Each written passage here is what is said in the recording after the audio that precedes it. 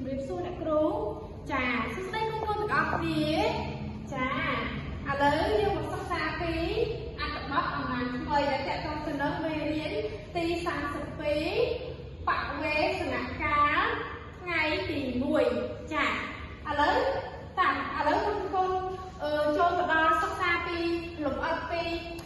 អត្ថបទអំណាចយ៉ាងអ្នកគ្រូនឹងនាំកូនទៅស្គាល់ពី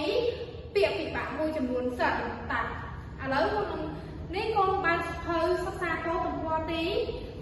32ទាំងអស់គ្នាតាឥឡូវកូនបានបើកសិក្សាកូនទំព័រទី32ទាំងអស់គ្នានៅចាឥឡូវកូនទាំងអស់គ្នា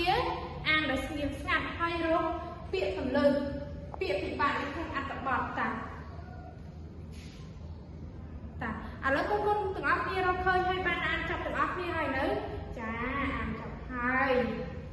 តាឥឡូវអ្នកគ្រូនឹងអានពាក្យពិបាកដែលអ្នកគ្រូបានរកឃើញ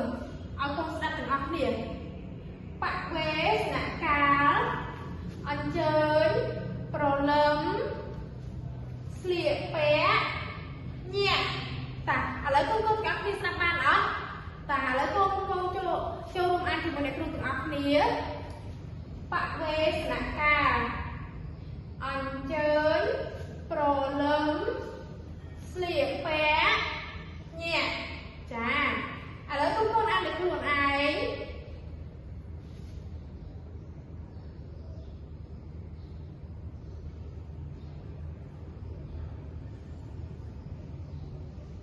តាឥឡូវកូនបានអានដោយខ្លួនឯងរួចហើយឥឡូវអ្នកគ្រូនឹងនាំកូនតាឥឡូវអ្នកគ្រូនឹងបញ្យល់ពាក្យពិបាកពាក្យបវេសនកាលឲ្យកូនស្ដាប់ទាំងអស់គ្នាតាបវេសនកាលហ្នឹងគឺមានន័យថា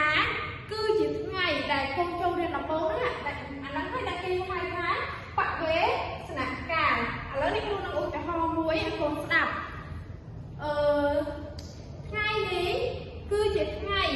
ដែលបូណាបើកបវេសនកាលតើឥឡូវកូនស្ដាប់បានអត់ចាឥឡូវកូនមកចូលរួមបង្កើតរបស់ដោយមានពាក្យបវេសនកាលក្នុងនោះជាមួយអ្នកគ្រូទាំងអស់គ្នាតើឥឡូវអ្នកគ្រូសួរសិនអំបញ្ញមិញហ្នឹងអ្នកគ្រូបង្កើតពាក្យបង្កើតឧទាហរណ៍មួយប្រឡាំងមួយមានពាក្យបវេសនកាលក្នុងនោះអត់ចាគឺមានតើឥឡូវកូនចូលរួមបង្កើតជាមួយអ្នកគ្រូទាំងអស់គ្នាថ្ងៃនេះគឺជាថ្ងៃដែលសាលារៀនខ្ញុំបើកបវេសនកាលតាឥឡូវអ្នកគ្រូបានឧទាហរណ៍មិញមានពាក្យបវេសនកាលនៅក្នុងនោះអត់ចាគឺមានតាឥឡូវអ្នកគ្រូទុកពេលឲ្យកូនបង្កើតរបស់ដែលមានពាក្យបវេសនកាលនៅក្នុងនោះដោយបង្កើតជាដៃគោតាឥឡូវកូនបង្កើតហើយនៅចាគឺរួចរាល់ហើយ